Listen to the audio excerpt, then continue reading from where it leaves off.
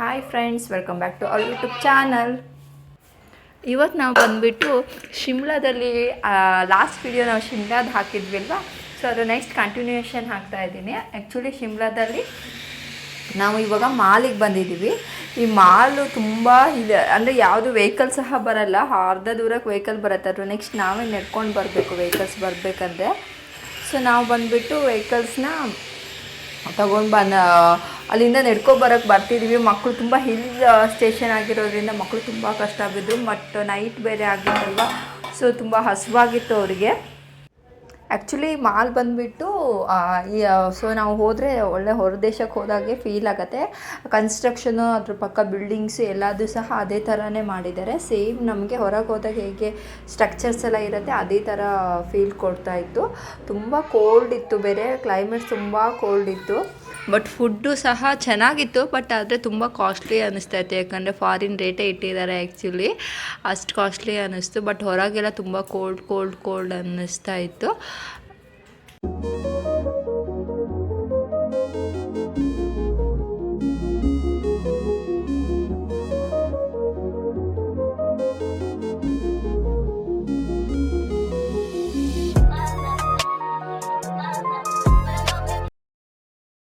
Actually ನಾವು ಅಲ್ಲೇ ಒಂದು ಹೋಟೆಲಲ್ಲಿ ನೈಟ್ ಊಟ ಮಾಡಬೇಕು ಅಂತ ಬಂದ್ವಿ.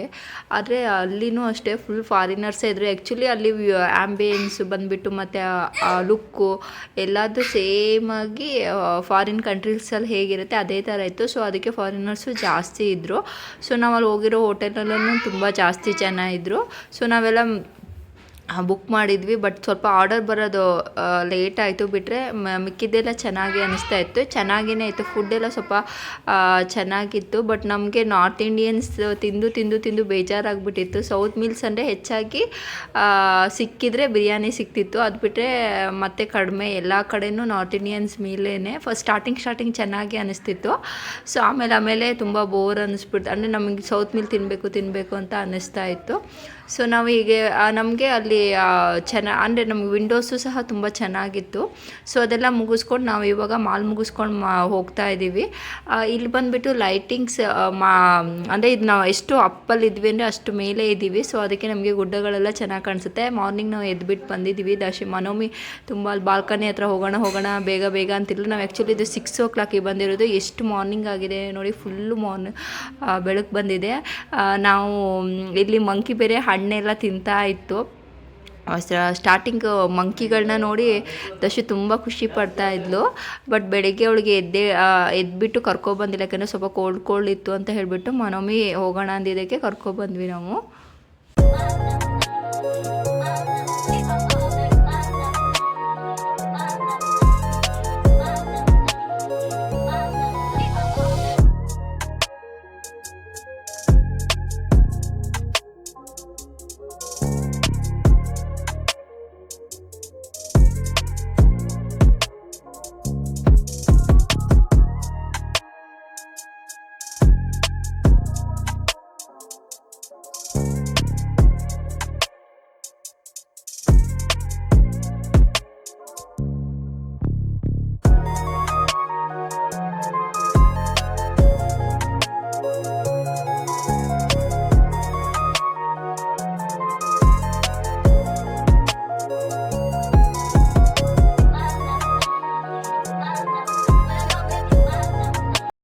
ಆ್ಯಕ್ಚುಲಿ ನಾವು ನೆನ್ನೆ ಚಳಿ ತಡೆಯೋಕ್ಕಾಗದೆ ಫುಲ್ಲು ಎರಡು ಬಟ್ಟೆ ಹಾಕ್ಕೊಂಡಿದ್ವಿ ಅಲ್ವಾ. ಇವತ್ತು ನೋಡಿದ್ರೆ ಅಷ್ಟೊಂದು ಚಳಿನೇ ಇಲ್ಲ. ಬರ್ಡ್ಸ್ ನೋಡು ಹೇಗೆ ಸಕ್ಕತ್ತಾಗಿ ಹಾರ್ತೈತೆ.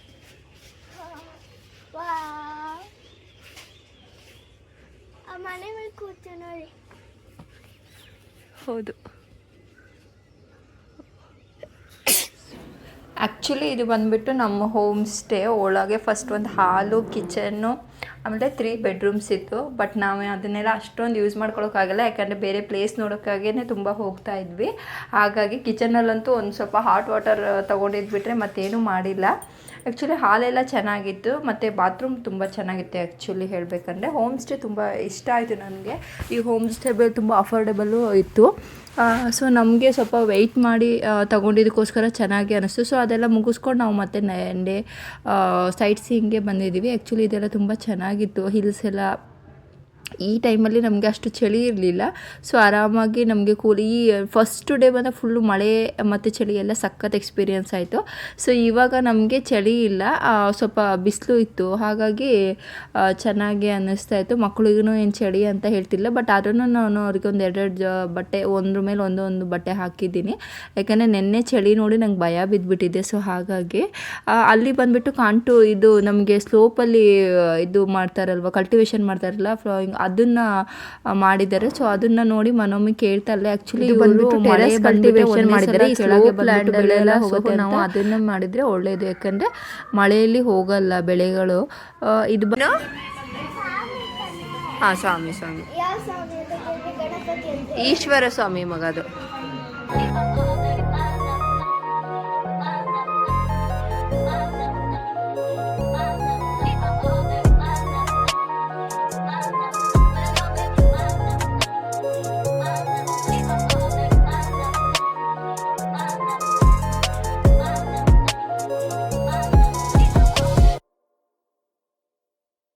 So guys, thank you so much for watching.